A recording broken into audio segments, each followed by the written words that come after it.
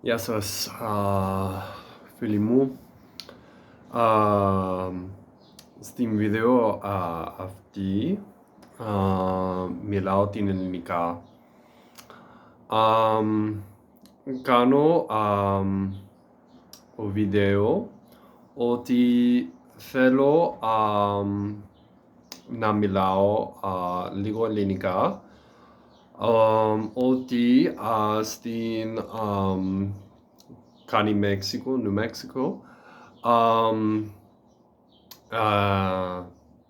οι Έλληνες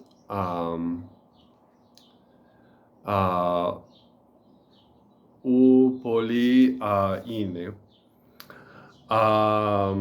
Θέλω να μάθω την ελληνικά, ότι θέλω να πάω στην Ελλάδα και αγαπώ πολύ τα σκουλτούρα ελληνικά,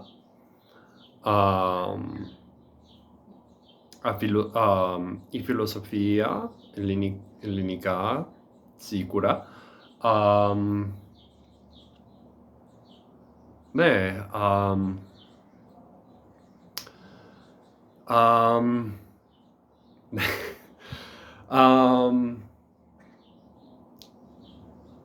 ου μιλάω την ελληνικά καλά, αλλά στην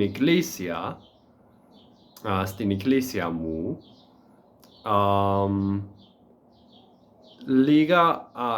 λίγοι άνθρωποι μιλάουν την ελληνικά κάθε εβδομάδα και θέλω να μιλάω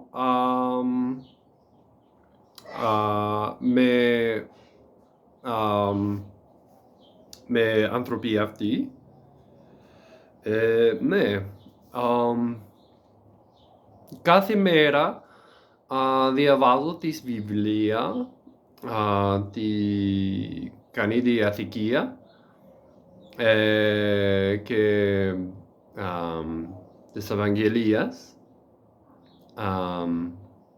Ναι. Μόνο είναι λίγο γιατί θέλω να μιλάω ελληνικά. Με λένε Σαμ. Ευχαριστώ. Γεια σου.